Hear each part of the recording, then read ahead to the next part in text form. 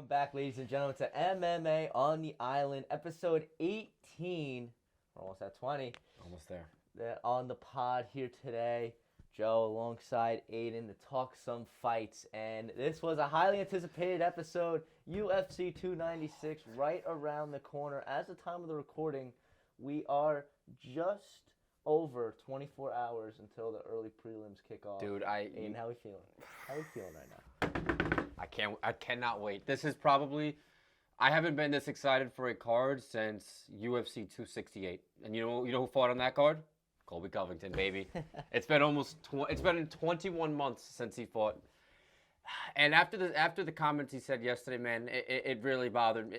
I know it's the fight game, but it was definitely we're jumping right into it. No, I'm not. No, I'm just saying we can. he said some distasteful stuff, but all in all, though, I still want my boy to win. I think he's gonna come out on top.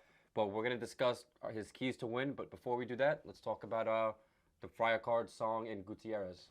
Yeah, let's do that. And for the sake of time purposes here on the pod, we're gonna just go right into Smith versus Khalil Roundtree. And that was a fight Khalil Roundtree was able to get the finish in round 3. And it was a good showing from Khalil Roundtree. I mean, I feel like there was really much of an evolution in his game. It was kind of the same Khalil Roundtree. Dude, he's a brawler though. Like he's not even a brawler. I think he's still precise. Like he was dominating Smith that whole fight though. Yeah, he was. I mean, it's Anthony Smith, and it's yes, removed from his prime Anthony Smith. Yeah, but he's not much older. He's the same age as Khalil. I think Khalil's 33 or 34. But what I like about Khalil, he's on a 5-fight win streak, dude. Yeah. Now, I mean, think about it. I don't know if it was the last person he lost to. No, it was the second to last guy he lost to was Ian Talaba or whatever. And where is he now? You know what I'm saying, right? So, Khalil's come a long way. I don't think he'll fight for the belt. I know he called out Pereira. He's sitting at number 8 right now in the rankings. I know Yuri on Rakic isn't confirmed yet. If that fight doesn't happen, I think Khalil, I know that's kind of a short turnaround. It's 2 months. But if he wants to fight for the belt, man, he takes that chance against Rakic. I think if he steps up and fights him and he gets the win, there's no doubting Yuri after Jamal gets his fight with Alex. I'm sorry, there's no denying Khalil, rather.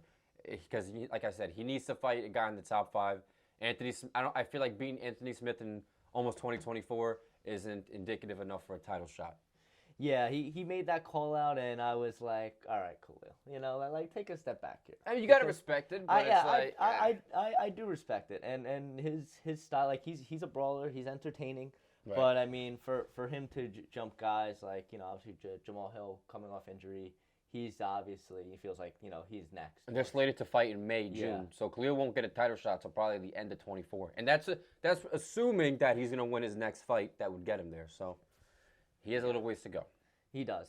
But I'm happy for Khalil. And, I felt like if Anthony Smith won the fight, I feel like it kind of just... It would have been enough. Yeah, it would have kind of stagnated things in terms of the light heavyweight division. Because at this point in the career, Anthony Smith, he's just fighting for a paycheck. I think he should retire, honestly. I almost said I couldn't disagree. I feel like I can't remember the last time he went into the octagon and looked really good. Like, I got to go back to his fights and see which was the last fight, because it's been the years. Last fight he beat Ryan Spann, but that wasn't even a lot of people. I honestly thought Spann won. So I don't know, man. Smith hasn't looked decisive. I think actually Ryan Spann was his last good win, not this one. The one where he submitted him. Right. Yeah, and that was back in 2021. Yeah, and then, I knocked out Jimmy Crute that same year, so I feel like 2021 was the last year where we've seen. But what is he, 34, 35? Like, he's 35. He's not even crazy old, though. Yeah, but he's got wear and tear. I know. What is he, 38 and 19? Yeah, 37 and 19. 37. 56 professional fights, dude. I mean, that's wear and tear in and of itself. Right, and he's a good commentator. He's actually one of my, I actually like him more than most commentators. Yes, exactly. He actually does bring like a good points and he adds to the conversation rather than some of these guys who are just like like DC. God, we're not here to talk about DC, but DC, phenomenal athlete, super. He's decorated. He has all these accolades, but when it comes to calling the fights, I can't tell you how many fights he's said stuff prematurely, and he couldn't have been more wrong. But whatever. We're not here to rate commentators. We're here to talk about fighters. Amen. But let's move on here. But Khalil Roundtree, I'm happy for you, my man. I think he definitely deserves a fight in that top 5, Right. top 6. I hope he wins though, man, because like we said, like we just mentioned, we don't want that. It's to be, the repetitive circle of the same guys fighting for the belt, Ankalaev or fucking, Jan or whoever. So I really hope he shows he's a fresh face and he gets that opportunity after, like you said, after he picks up a win. Yeah, and I mean, somebody obviously the Yuri versus Raichich is something that we feel speculated. Speculated. I would love to see it happen. Right. I mean, the two are agreeing on. I think the only issue was they were disputing the date. I think it was. No, but they said they settled it though because. In March, right? No. Yuri said February, March he wanted to fight, and then Rakic said perfect Anaheim, February 17th, which is when 298's taking place. But I think Yuri was responded to that and wants to March. Wants to March. I mean, he did just fight a month ago. So I mean, as long as Raichic's okay with taking a month off. I don't know if Rakic is going to want to fight Roundtree, but I think he's been out so long. I don't know if he has that much of a say. No, he does not. You know what I'm saying? And obviously Yuri would be the ideal for him. That'd be a big step up, and that would pretty much put him next for the title shot outside of Hill. Absolutely. But we'll see. I mean, for someone like Roundtree, I mean, even maybe when Blachowicz comes back from injury, but who knows how long that's going to be.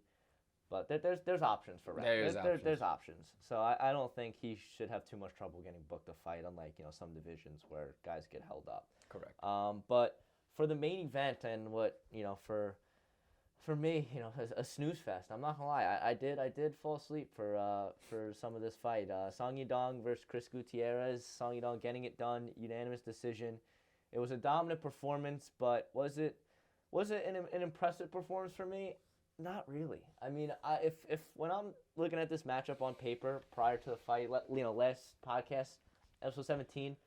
Me and you were talking finish, second, third round. Correct. We were. And that was the expectation coming in. So when you got a guy in Chris Gutierrez who's ranked 15th, somebody whose skill set on paper seemed to be inferior to yours, and for you not to be able to put him away or really even get close to putting him away, I mean, it was a great performance from Yadong to get his hand raised, but I expected more. And I think that was kind of the sentiment from all fight fans, and in the press conference too, Yadong was kind of defending himself, saying like, who hasn't had a kind of a lackluster performance. Yeah, lackluster but boring kind of performance. Like a mundane. Yeah, exactly. But it was, but at the end of the day, he did get his hand raised. Correct. So you got to give him credit there. And then looking to the future, and right before we started rolling here. Meaning, it seems like the perfect comeback fight for Petr Yan. The writing's on the wall. The writing is on the wall. I don't know if you could probably. I don't really think there's a better matchup for those two, right? Yan, he's ranked 5th, right? You're on the rankings. Yes. He's 5th. Song is 7th, right? So there's not much of a disparity in rankings right there. That could easily be I think Yan wants back in March or something like that. So that could easily headline a fight night. Maybe even be on the. No, I would want to see that as a 5-round fight. I mean, again, I'm not the one who calls the shots, but I think that'd be a good 5-round fight. Yan, and it sucks, man, because we all know that he's on the 3-fight losing streak right now. But taking away that Merab fight, there was a strong argument for him winning 2 out of those 3 fights. So instead of being on a 2-fight losing streak, he would have been, on a 1-loss streak. But the trajectory of his fights would have been completely different if he had won at least one of those fights. So we can't talk about shoulda, coulda, woulda. We could talk about what currently is. And he is on a 3-fight losing streak. Song is like 10-2 in the UFC, which is a phenomenal record. His most recent loss is to Corey Sandhagen, and that wasn't because he got finished per se. The doctor stopped the fight. I mean, granted, he had a gruesome cut above his eye, which the blood would have started dripping into his eye. It would have. He even admitted he couldn't see after, so I'm not saying it was a bad stuff. It was warranted, but on the scorecards, it was tied 2-2. It was a razor close fight. So Song, man, he's up there with the big dogs, and I think he'll be fighting for the belt soon. But like Joe had mentioned, it was he got the job. It was, speaking of Corey, it was kind of, in my opinion, like I'm sorry. I said Corey. I said Sandhagen Vera. Wrong one. I meant Sandhagen Font. That's the fight I meant. Yes. When he had 21 minutes or 20 minutes of control time, people were booing him. Granted, he had a, I think he, tricep. right, he tore his tricep. Yeah. So, you know, that's obviously an excuse there, a built-in, a warranted excuse. But, you know, fighters sometimes are not going to have their most entertaining fight. And as fans, we need to understand that. You know, I think sometimes we're spoiled in that regard where, oh, we expect fighters to go out there and knock them out or submit them, you know, rapidly. Hey, listen, man, it's a business, and the opponent they're fighting is well-prepared. He's well-trained. It's not always going to be as easy as we may seem. So you got to cut them some slack. They are entertainers as well as they are fighters. So we do expect them to put on a good performance from time to time, but it's not always going to happen. So I think we should cut Song a break. He's a phenomenal fighter. He's only 26 years old, bright future, and like Joe and I had mentioned, him and Jan. If Song could get that one against Song, I think he'd fight for the belt after the winner of Merab and Cejudo. I think that's what would happen. I think that's a logical progression there. And also one thing before we move on about the Yadong and the fight not being as entertaining, as although it did bore me to sleep, these guys aren't here to, at the end of the day, and they're there to fight. They're there to win. Exactly. So he got his hand raised. He got the job done. And, you know, whether it was the most visually appealing victory at the end of the day, it is what it is. Correct. But for Yadong, an important win in that main event spotlight. It's always good to have him back. He's a phenomenal fighter. Dude, electric. So I'm looking forward to that matchup against Piotr Jan. You know, as a it's almost as confirmed, bro. I know it. That's what I'm saying. I'd rather that as a fight night because they'd have 5 rounds. Yes. Not as a the 4th fight on a pay-per-view. Exactly. Right after the 3 rounds. Nah, exactly. I want that as a 5-round fight night main event 100%. in an arena. God damn it, not not the fucking Apex. I think the UFC is gonna slowly start veering away from the. I mean, it would make sense. Even John Anik has mentioned now, like one of the employees was saying that that the Apex is. It served its purpose. Yes, it serves purpose. It was great during COVID, but now, and there was even apparently some heckling at the Apex in this last card. About just how shitty it is? No. They were like, the people that were there were like heckling the fighters. Oh. Something like that. I don't know, saying some crazy stuff. That's what I'm saying. So even then, it's like, the Apex gotta go. It gotta go. Its purpose is obsolete. It's outdated. Yes. It is. Although Dana wants to. I know. 12 consecutive years old. He's Mr. Krabs, we know. Yes, of course. Dana Krabs, my man. Dana Krabs. But to some headlines, we'll start with 296. Before we break it down, Bryce Mitchell stepped in for Giga Chikadze to fight Josh Emmett. Both guys made weight this morning, so they're good to go. Oh, both did? I was nervous for Emmett because Emmett, his cut's always so gruesome. The guy's like, he walks around 85. Yeah, bro, he's jacked. I know. But he made it though. He did. So we're good to go. I think every fighter made weight. Breaking news. Did Bilal make weight? Yes, Bilal made weight just to back up. I gotta look at pictures of him weighing in just to see that ugly mug. And then Ian Gary, as most fight fans know, he backed out of his fight against Vicente Luque. Kevin Holland, there was some speculation that he was going to throw his name in the ring. Apparently the two agreed on it verbally over Twitter, but obviously the two agreed. So Vicente's not fighting at all? So Vicente, unfortunately, not fighting at all. He should still get paid, though. He should. I think he will. I mean, he better. He better get paid. I mean, this is kind of like the Thompson thing, but it's not like Gary missed weight. He pulled out. It's a different story. Yeah. And, it is a shame. And with all of that going on with Ian Gary's life, I mean, this is like the icing on the cake. Can't even it's so crazy. It's in my opinion, man, it's just like insane how over the last couple of weeks his stock has plummeted. Like, obviously, as a fighter, he has all the talent in the world. He's 25, and, kind of similar to 55, the top 70. The guys up there, they're older. Well, don't get me wrong. There are some young guys like Shavkat. But the top, Colby, Gilbert, Kamaru, Bilal even, he's 34. A lot of those guys up there in their early, mid-30s. Gary's 25. He's almost a whole decade younger than them.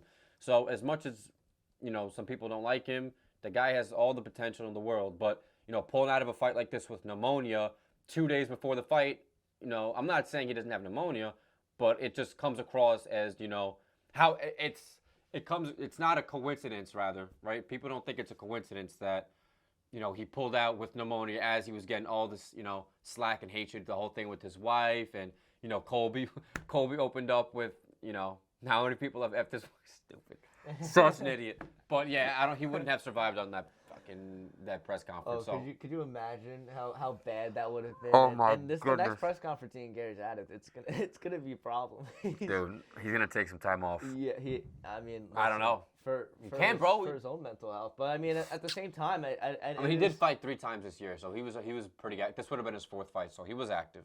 Yeah, very active. And at 26 years old, he has plenty of 26, time right? in his young UFC career, and that Neil Magny victory is obviously important in terms of getting a notable name under his belt in the victory there, and that was a dominant performance. So, I mean, in terms of what he's able to display in the octagon, I think Ian Gary still has a bright future. And when we were talking about him after that Neil Gary performance over the summer, we had him on a pedestal. We thought he was, one of those next big things in the UFC, one of those young prodigies. But I think he's dealt with a lot of stuff outside of the cage.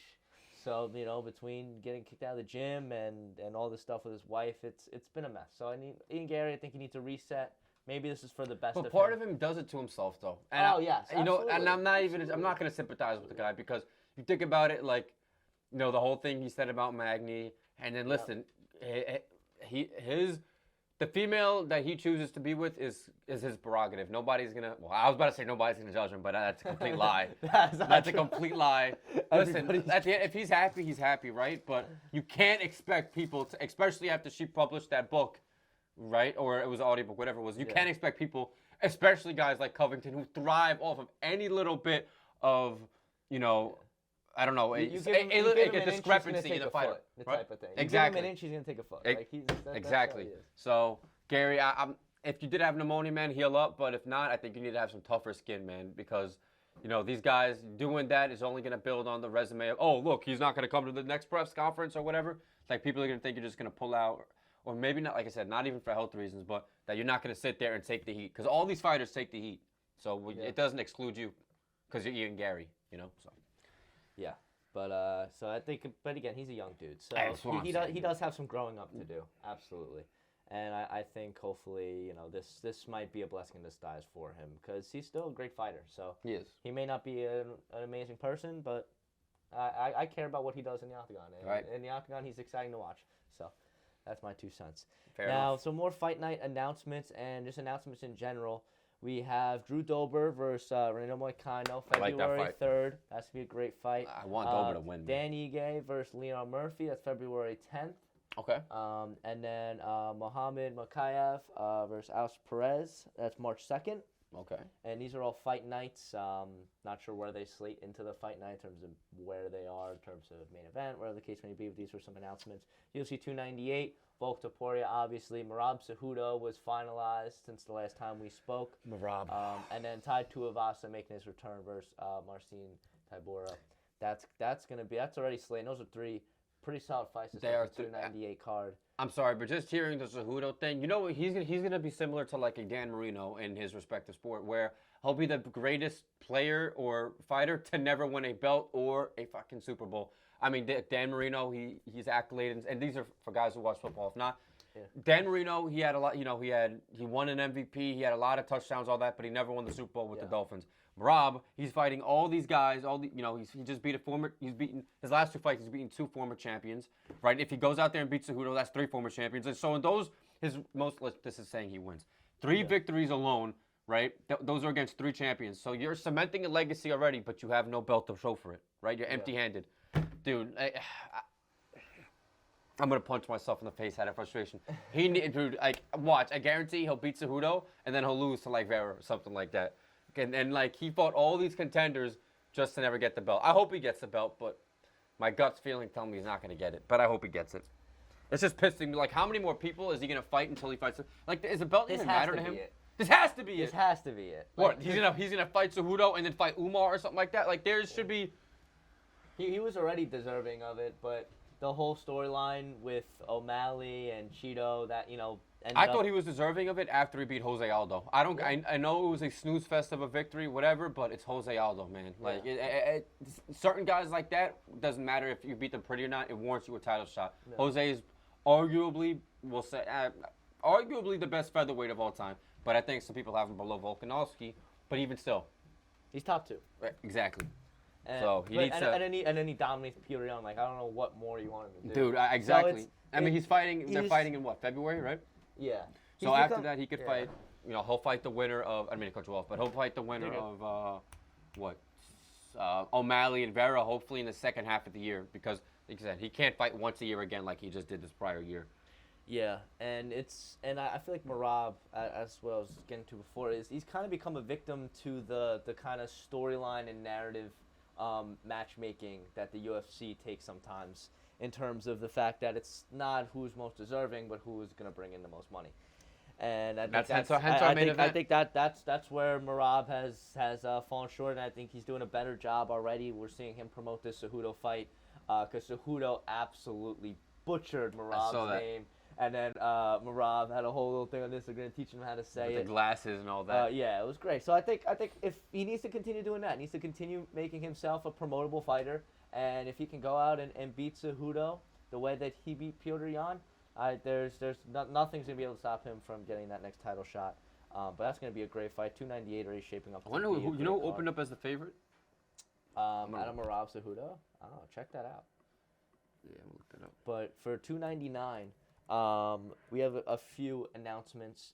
Gamrot versus RDA was finalized, which your boy. It's a blessing for RDA though, because to fight the guy who's ranked 6th after he just lost his last fight, to fight the guy who's ranked 6th in lightweight. If he can get a victory over Gamrot, that's not going to get him a title shot. But if he somehow beat a guy like in Poirier afterwards, I mean, this is all speculative. Hypothetical. Yeah. Exactly. But yeah, it's a great fight for him if he's able to get It's a very rewarding fight. Hopefully he gets it done. Yeah, I know who you're rooting for there. Bro, I literally... I mean, can you blame me? No, I can't. I mean, dude, Gamrot's just so annoying, bro. Like, he shouldn't have beat Jalen Turner, in my opinion. And, obviously that fight against Fiziev was, it ended abruptly because of a gruesome... I think he tore his ACL. So I guess, the dominoes are just falling the way he wants them to. Yeah. But continuing, we got a nice heavyweight matchups. They rescheduled Blades Almeida, so that's going to take place at 299. And that's one that I'm excited for. Two guys that are fluent in the grappling department. Not something you see very often for the big boys, but that's either going to make for some really great grappling exchanges and a great fight, or it's going to make for some sloppy stand-up. So we'll see. Then I don't think Almeida's stand-up's that night. I don't think he has good stand-up in my opinion. No, neither of them do. That's one of those things where it's like when you have two guys that are specialists in the same thing, it goes one way or the other. It's either you see some fantastic exchanges, and it's where their specialty is, or it's the exact opposite, and you just see them having just to strike the whole time, and it ends up not being pretty. So I'm hoping it's the first and not the second. But next, Pedro Munoz for Kyle Phillips announced. That's a good fight there at the bantamweight division. Exciting fight. Probably something that they could kick off the card with. He's not even ranked, Kyle Phillips, right? No, I don't think so. Interesting. No, so Pedro Munoz taking a step down there, fighting an unranked guy. Who was his last fight? Oh, he got beat by Cheeto. So I think that's very fair. That's very fair. Pedro Munoz. Even out, he's getting a title shot. I mean, again, like you just said, though, it doesn't matter who's most deserving. Yeah, it's all about that money, that green, baby. And then last we talked about Dana White's big fight and who he, that super fight. And unfortunately, it will not be GSP as I wanted. Dana said who the fight is? No. Unfortunately not. But GSP was he returned to the Apex. I think it was during the Yadong fight night this past weekend, and he spoke to the media, and he denied the rumors of returning. He said that he said to himself once he turned 40 years old that he would not step foot in the octagon again, and he still holds true with that. Respect. So I'm just gonna. It's sad. It's sad. I don't think Dana's that stupid, but there's no way he would main event a Miesha Tate Ronda Rousey. There's no way he would main event that. Dana. I don't know. I'm not buying that card. I don't give a shit. No, I won't. I'm turning off and going. I'm not gonna watch the main event. I'll watch every. I got a couple streams for that. So. Dude, exactly. Which would be a shame, but I don't think he's gonna do that. Though. Well, who's favored Merab Cejudo? I couldn't find it. What? Yeah, dude. Nothing popped up. I guess we're too early on the books. No, there should have been something. Yeah. I guess not. I guess not. All right. Well, yeah. No, I don't see anything either. Yeah, what are you gonna do? I think it'll probably be close to a pick'em. I think Merab would probably be favored by. Yeah. I think he'd be like a -200, honestly. I think he'd have a decent margin. You think? Okay. I think Merab would be the favorite, but I don't know by how much. There's no way that fight will be a pick'em. No, you don't think so? No. No. I think we Merab slightly. I think maybe minus. Let's say minus like 130. I say 130. So that means minus Covington's like a +1. That means Cejudo. like a +1. Cejudo's like a +110 or something, or like an hour plus. Nah, he'd be like because it doesn't really work where it's like perfect, in terms of the both sides. Right. So like I think he'd probably be like maybe +2, and then like +200, and then -130. But I mean, I think Merab should be able to get the job done. We'll see. But let's move on here. Let's go to far from unanimous. And we're going to start with, we're going to stay with the theme here. So we had our last fight night this past weekend with Yadong Gutierrez. So my first question is, what was the best fight night of 2023? Oh, man. I should have looked at this because I had more time to prepare. No, best fight. Oh, I almost want to say this most recent card. That's where I said. So I said this most recent card. Well, not obviously not Song. I'm talking about yes, but Neil Dariush and Shizurkin. I think that was mine as well. For the simple fact that I went through the fight nights and there was not a fight night that had more name value than Dariush Shizurkin, but that also delivered in terms of performance, the fights themselves. Right. I mean, as there was it was really every fight on the main card, including the likes of Sariana Stovitz and Guida Silva, just because I love watching Clay Guida's crazy ass. They all delivered. All 6 fights on that main card delivered, and they all had important implications in their respective divisions. Lightweight, Shizurkin now going to be, seems to be 1 fight away from the title. Turner's return at lightweight, stepping in for Dan Hooker and knocking out Bobby Green in that crazy fashion. We talked about that stoppage. And then Figgy Font was a back-and-forth fight, able to see Figgy's debut at bantamweight, and he looked great at that. Right. And then Brady dominating Gastelum there. So, I mean, that was my pick for the best fight night. I thought it was all around, just the most electric, and it had the most, name value. You see a lot of these fight nights, you don't really see a lot of guys that have a lot of significant implications in terms of rankings and the greater title picture. Mm-hmm. But this fight night had it from top to bottom, so I give it to Dariush Shizurkin. Yeah, and I second that. Yeah. And then for the worst fight night of 2023, I'm going to go back to 2023. We're in 2023. So for next on Far From Unanimous, worst fight night of 2023, I'm going to give it to Blanchfield Andrade on that one. That was a Seuss-fest at it. Now let me pull up the card and go through, because it was I remember that one being booked, and it was, and looking at that fight, and I'm not gonna lie, I don't even. Oh my gosh, this is an abysmal card. Yeah, it's I don't even have to look at another card. Shit is horrible. Yeah, it's bad. It's bad. Take me through it, Dan. What do we? So we obviously got Andrade and Blanchfield, right? And the co-main event was a light heavyweight bout between Jordan Wright, Zach Pauga. Again, guys, I'm sorry, guys I've never heard of. Yeah. And then before that, you had Josh Parisian, Jamal Parisian, and then Jamal Pogas. Never heard of either of them. Yeah, I've seen Josh. Josh is not great. No. William Knight, Marcin Prahino, and then two fighters I know. Jim Miller, Alexander Hernandez. That was the opening bout for that fight. Yeah, and that was... Wow. Yikes. Yeah, yikes. Jesus Lord. Yikes. Yeah, I don't really think there's much discussion there on worst card. I think it took it. Yeah, that takes the cake. I don't think the title of the segment is Far From Unanimous, but we were pretty. That was not Far From Unanimous. Yes, that was unanimous. We've been pretty unanimous in terms of best and worst fight night of 2023, but we're gonna be doing all of our other awards and stuff. That was I just want to do a little kind of awards preview, because our next episode, this is the last fights of 2023, the calendar year. So our next episode, we're gonna be doing a little recap of the year 2023, the fights, the good, the bad, and give out some hypothetical awards. But for best and worst fight night, that was a little preview, and we were pretty unanimous on that. And for our last question on Far From Unanimous, and something that Aiden alluded to when we started the podcast here today, and it was the 296 press conference that occurred yesterday, and what was said. So let's hear what Colby Covington had to say on to his opponent. We'll say. Roll the clip. Initially for the fight. Yeah, of course. Usman's a smart man. He knows what he's talking about. He's got pay-per-view checks from both of us, and they didn't fucking cash when he fought this bum. So, I mean, he's literally got the personality of a fucking slug. He makes Usman look like James fucking Brown. It knocked you out. That's all that matters. He didn't knock me out. He didn't fucking knock me out, dude. He Everything didn't fucking knock me out. The ref had to fucking cheat. I beat his ass for 5 rounds straight.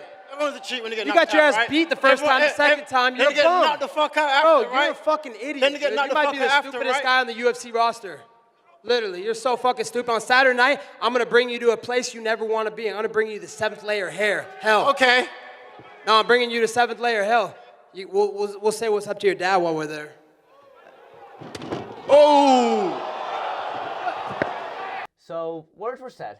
Words were said. And for Fernandez's last question, did Colby Covington take it too far? I think. Nah, man. I don't know if this one's gonna be too far from unanimous. No, and I love Colby, but that's like the worst thing you could have said to Leon. And Leon said like he wasn't gonna get riled up, but I'm sure Leon wasn't. And Leon knows Colby's kind of a dickhead, but I didn't think he was. I didn't think he was gonna take it as far, and I think that caught Leon by surprise as well, saying that about.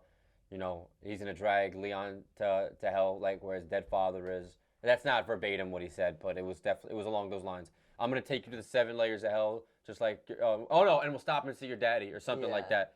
Like, dude, like that was such a dick thing to say. And I'm telling you, man, I feel like Colby, subconsciously felt bad about saying that, but he's not gonna obviously display it. And like I know you're probably thinking like, why would he feel bad if he said it? Because and I was talking about this with my stepdad who doesn't watch any fighting. Like, you see a clip of that, you might not even be interested in fights, but just because you saw a clip of that and, the animosity and the tension building up, you're interested in the fight because of that. Yeah. And that's, again, it was a distasteful comment, one that shouldn't be thrown around freely, but he's putting more money in both of their pockets. Whether Leon would admit it or not, I guess he's doing them a favor, but I'm sure there was other ways to go about it, man, and saying something about his dead father wasn't it. But I'm still rooting for chaos. Make no mistake, my mind ain't changing. Ending it off with that. But, I mean, for me here, I think the answer is obvious. And yes, he took it too far. And, to preface this, I think fight promotion is such an important part of the fight game. And Colby Covington is a master at it. Oh, and God. He is a master at the fight promotion because, there was a point in his UFC career where he was he was racking off wins. He was a solid fighter. But in the middle of his UFC career, he was going to get cut anyway. Right. But that is when he was in Brazil, got the victory, and then called them all. What was the exact word? A bunch of pigs? All you filthy animals suck. Filthy animals, yeah. Referring to the Brazilians. Yeah. And that is where his career has taken off. So he's made his bread and butter on the mic. But to talk about somebody's deceased father who died when he was only 13 years old, that's and horrible. It was untimely. That's as low as it gets. So Colby. I'm a fan of your work in the octagon. I'm a fan of your work 99% of the time outside the octagon on the mic. But that time I can't support it. But and this is unfortunate. I'm not making light of it. Colby got what he wanted out of that. Any time you saw when Covington would make a remark about Usman's father, granted Usman's father's still alive, but he still said something about his father sitting in jail. That's not like that's much better. Right? Usman would just not laugh it off, but he would just stay there like, okay. And obviously in the 2 fights they had, he beat him. Now, I'm not going to say it's super decisively because we know how those fights played out, but he beat him.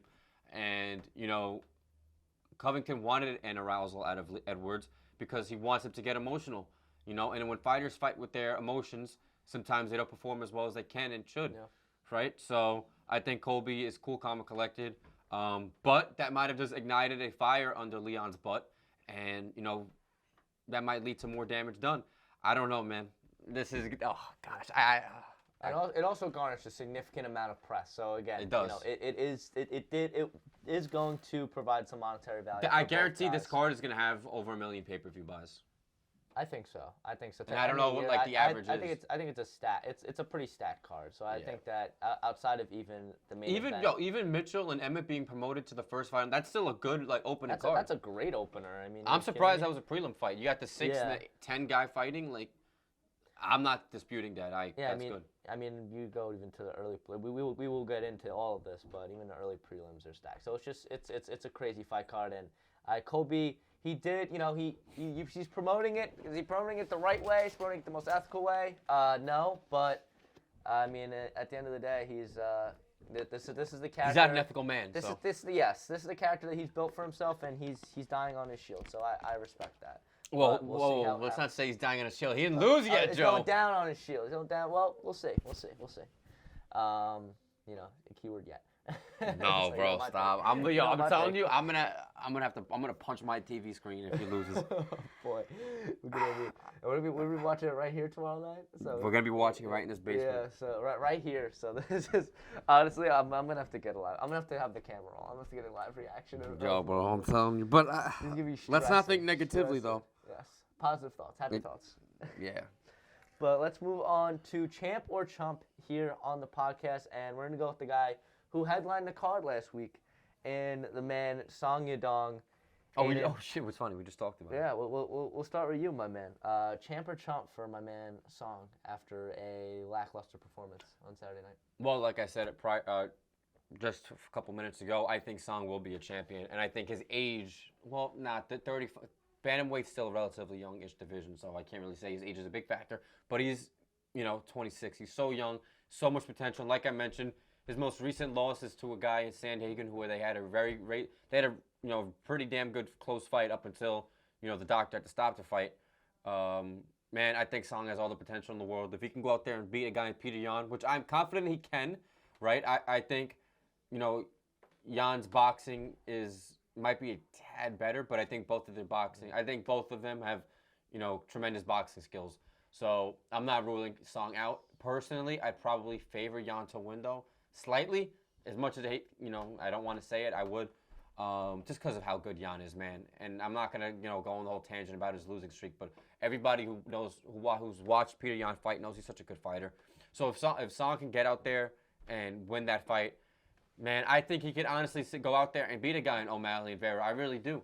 I think those guys are beatable. And, obviously O'Malley's only loss is that whole Vera thing. Well, not Vera thing, the Vera fight. But, Vera, he's lost to Song before. I know there was a lot of controversy behind that split decision, but he's lost to him before. Who's to say he can't lose to him again, right? So I think Song can end up being champion by the end of next year, calendar year. I really do. And calendar year. 24. Wow. We're 25. I'm saying it's Okay. possible. I think he could fight for it next year. I don't know because if O'Malley beats Vera, O'Malley's not a guy who strikes me as somebody who's going to be active. Active to him would be twice a year. That's normal. Yes. So maybe I'm wrong because after he beats Vera, if he beats Vera, he'll have to fight Robert Cejudo. So maybe 2025. But still, he'll be a 28-year-old champion, 27-year-old champion. That's still pretty young. So I think by 25, he'll be champion. I'll leave it at that. Yeah. And, I hate to agree, but I'm going to have to with Song Yadong, and I think it comes down to... I guess my takes are so bad. You hate to agree. Yeah, no. It's not that. It's just, this is supposed to be a little argument, but, I mean, when in Song's case, I can't find one, and I was thinking here when Anu was going, I was like, how can I play devil's advocate? But I don't really think there is a way. I think in the bantamweight division, I feel like the talent is... Song Yadong's right there. Right. He's right there with all of those top guys. And I think O'Malley, I don't think that he is, I don't think his championship reign is going to last very long, I'm going to be honest. I don't think it's Cheeto that gets it done against him, but I think Merab Cejudo, both of them have a pretty good shot. And then, obviously, Piotr Yan, if Yadong is able to beat Piotr Yan, I think then he's right there. And I think that his talent level is right there with Merab Cejudo and O'Malley, and even with Figueiredo coming into the division. What about Sandhagen? I just completely skipped over Sandhagen. No, yeah. So Sandhagen is that's the thing with the end of the calendar year when you were saying as champion, because I think Sandhagen thinks that he is, after Merab Cejudo, the winner. I think Sandhagen's, or even Sandhagen, I think he may think he's next after Cheeto. So that's the thing. Bantamweight, it's gonna. Dude, Corey's been getting screwed, man. I feel so bad. It is. He has been. But bantamweight, it's kind of stacked up there. So Yadong may have to wait his turn. And Figueiredo also is getting into the mix too. So you got to find a way to get him involved because obviously he looked great against Rob Font, and he's somebody that I think he still has a lot left in the tank. And with the 10 extra pounds, he looked great. So. It's gonna be a while for Yadong. I don't think say end the calendar year, but I think in maybe 2-3 years even. I think that's more realistic for Song Yadong. I think maybe he win or losing against Petr Yan. I think he just has so much time to continue to develop his game, and I think it's only a matter of time before the belt is around Song Yadong's waist. Although I do think it's going to take him a while. Unlike some of these guys that we've had on here where they're 1 or 2 fights away. I think he may even be, 2, 3, just because of how stacked the bantamweight division is. He may have to fight a guy like the loser of O'Malley, the loser of Merab Cejudo, just because there's going to be a lot. The line's going to be long, and he's going to want to stay active. So he might have to fight some of these losers of these title eliminator fights just to get into that position. But I think Yadong's good enough where he can string together 2-3 fights. And then eventually get that shot at the belt. So Song Yadong, a future champion. Correct. But let's move on, and we're gonna stick with some UFC trivia here on the podcast. The trivia was, I was a great time. I had a lot of fun, but we did not do well in our last efforts. We did horribly. Yeah, so Annalie is 1-0 after getting 2 out of the 5 questions. When you say that out loud, I want to throw up. 2 out of the 5. Yeah, that's that's not good. No. I don't even want to say that's bad. That's worse than bad. But No. we make it up. Yes. Make up for it today. I'm shooting for 5 out of 5, but I'll probably end up with 4 out of 5. Yeah, you think 5 out of 5? Listen, man, I'm always aiming for the stars. Hey, I respect that. And if you don't make it, at least get to the moon. You know what I'm talking about? Exactly. All right. So let's go into some UFC trivia. And if I can find a decent one here, we can get going. I gotta go back to the one I was at before. Okay. So. Keep going. Okay. You got some? So, yeah, we got a first question here on UFC Trivia. Aiden's up. He currently leads 1-0. Yeah, I'm going to be pissed if I mess up early. For my first question to you, which UFC event was the first to be held in Madison Square Garden? MSG, right here in our backyard. Ooh. Fuck. Damn, bro, I'm going to get this wrong. Are we going back like decades? Decades? No. Was it? Because just for context, the UFC was only legalized. MMA was only legalized in New York, in the last decade. So it was within the last decade. Was it Conor Aldo? It was not Conor. If you tell me Conor Khabib, I'm gonna lose my shit. No, it is not Conor Khabib. It was Conor versus Eddie Alvarez, UFC 205. Jesus Christ, that wasn't fucking 205. And that was 2016. Damn, bro. Yeah, so it was not too long ago. I thought I didn't realize. I'm not too mad about that because I didn't realize MMA was legalized in New York that recently. Yeah, there was, which is a crazy thing that MMA. MMA has become so commonplace now, and you see stuff like power slap and all that craziness. But combat sports is still kind of in its infancy, which is a crazy thing to think about. Damn. But next we're gonna go to the little guys. Let's talk bantamweight division. Who has the most successful title defenses in the UFC bantamweight division? Aljamain. Get the fuck. Dominic Cruz. That's a lie.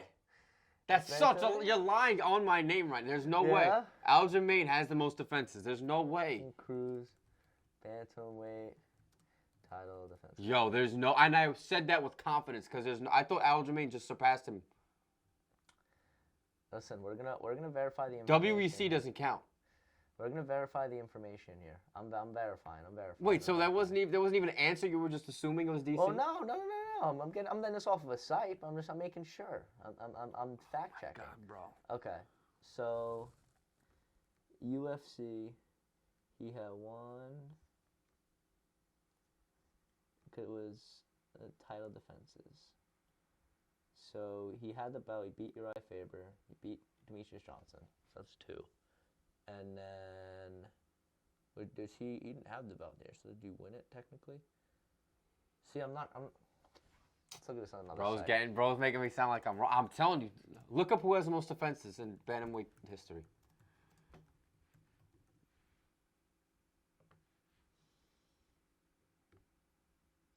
I'm going right now.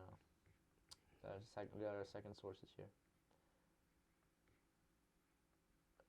No, yeah, because Aljo had 3, right? Aljo had 3. Yeah, no. Okay, this is outdated. All right, you're right. My apologies.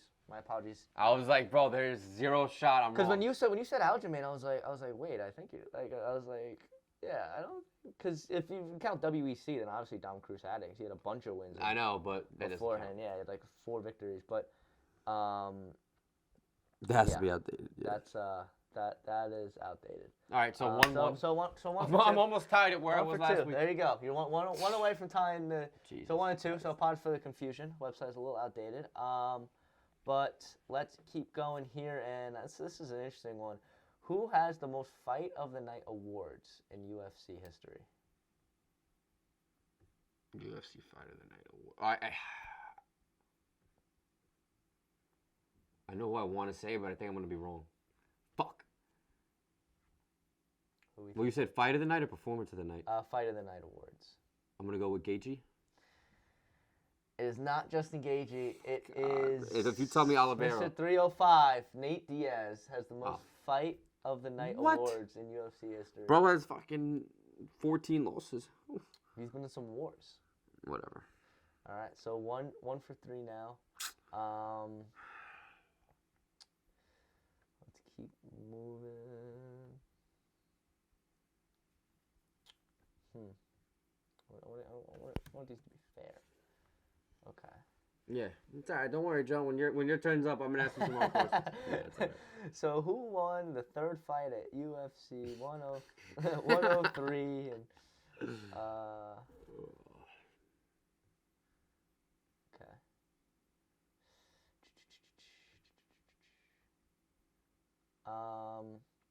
Okay. Who has the most finishes in UFC history? Dude. Oh, finishes Charles Oliveira. No. Yo! It's Cowboy Cerrone. Bro, what the fuck, Cowboy, bro? I'm sorry. Oh my goodness. So we're back at 1 for 4. Okay. I might even do worse than last week. No. You can't. We can't. Dude, You can't what? do I really worse. thought it was Oliveira, bro. I think he got the submission record. That's what it was. Yeah. You sure, Cerrone? Listen, I will double check. When I threw that challenge flag in the first time, I was right. All right. We can throw the challenge flag in again. Most finishes, because Oliveira just had a finish this year.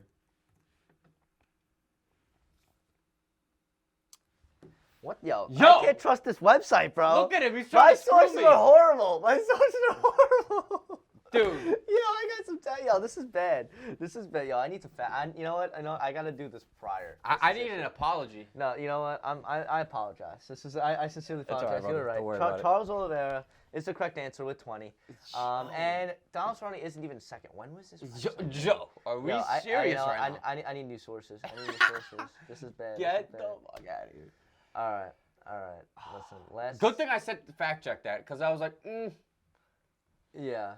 Sources are horrible. What were the other two? Wait, what were the other 2 questions I got wrong? Oh, all right. No, the other 2 were. No. I'm not challenging both of them, but I believe you. I'm just thinking like, all right. All right. So now we're 2 for 4. All right. So now I can make it. Hopes are up. Yo, he's gonna ask me the craziest question. No, absolutely not.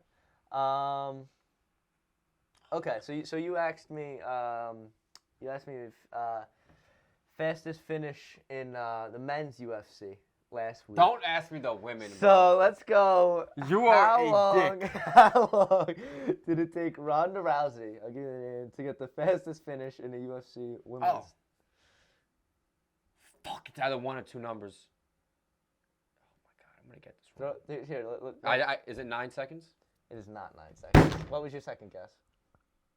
I'm gonna say 11. No, 14. God fucking damn it.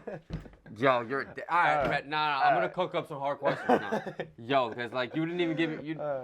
2 for 5. 2 for 5 once again. Nah, bro. And I had to challenge both of mine Yeah, because of this guy sucks.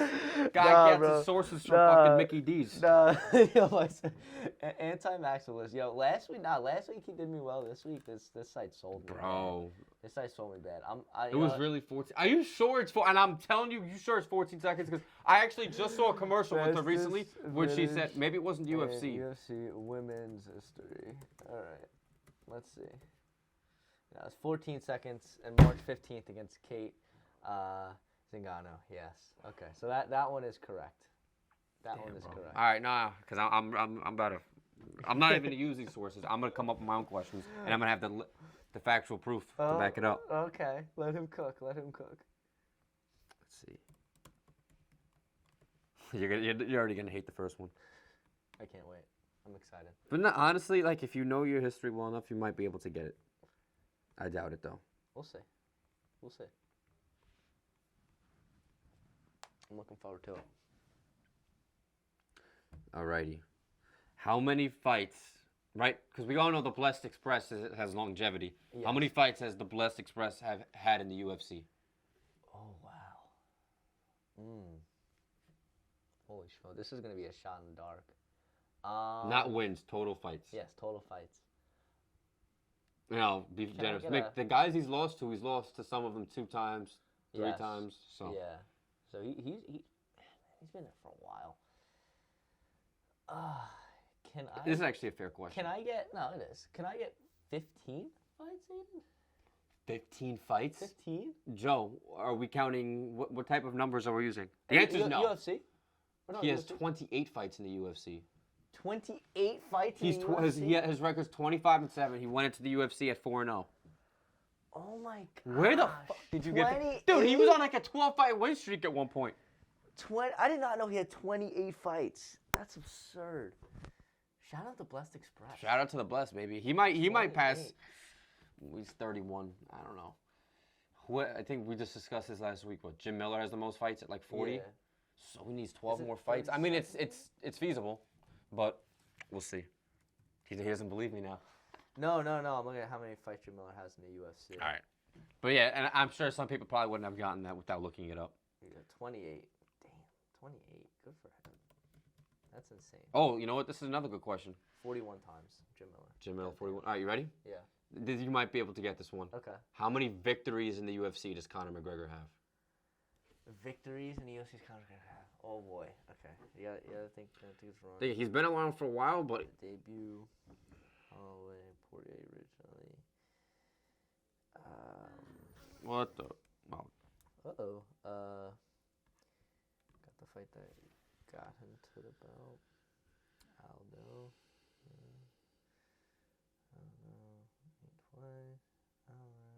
He's doing all this math to come up with the wrong number. Yeah, right. So yeah. I just did the math, and if my maths, it's 11. Your math is not mathing. Not mathing. It's 10. 10? 10-4 in the UFC. How did I get? Did I get an extra one? I don't know where I put an extra fight in there. 10-4. But damn. All right. 0 for 2. I'm 0 for 2. At least that one was closer. I'm embarrassed by Holloway. 15. Yeah, you almost got 15 was bad. Yeah, he started fighting in the UFC when he was 20 years old. Yeah, I don't know. Because he's still young. That's what it is. I don't know where 15 came from. He's been fighting for over a decade, and he fights more than once a year. So yeah, I don't know where that number came from. I'm ashamed and appalled. All right, let me try and cook up another question. Oh, this is a good one. Okay. Who has the I'm pretty sure I'm correct, but in case I'm incorrect, I'll fact check that. Who has the longest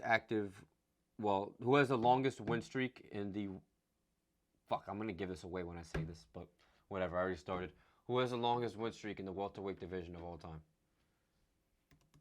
In the welterweight division? Correct. It's gotta be GSP, no? No, it's Usman. You have to remember, he was on a 15-fight win streak before he lost to Edwards. Oh, because I'm thinking. Because remember, he lost to Hughes and Serra. Yes, No, I didn't say defense. Yeah, right. so Yeah, no. Let me Just just- win streak. Come on, with 15 straight before. Yeah, he 15 lost to straight. Edwards? Golly. People don't give Kamar Usman enough credit. Dude, for his. I 100% agree.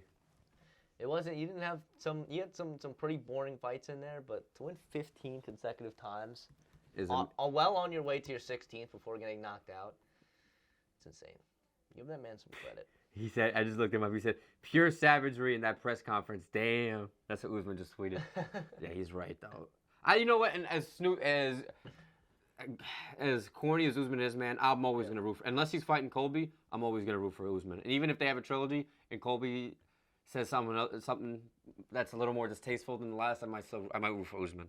But nah, it's a lie. I'll still root for Colby. Yeah, I'm not saying. There's no way. What the fuck am you I won't saying? get off your boy, but nah. yeah. But I honestly, dude, like any other guy, Usman fights, I want Usman to win. I like Usman a lot. Damn, dude. He's grown on me. He's grown on me. He's had 8 title fights in the UFC. I mean, he lost 2 of them, but yeah, Usman with 15. Yeah. What are you gonna do? 0 for 3 for Joseph.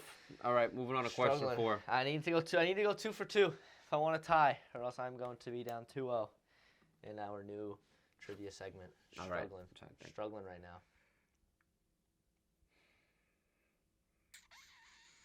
Trying to think. Fuck. Nah, that would have been a layup question. Nah, this is fair. How many fights does Justin Gaethje have in the UFC?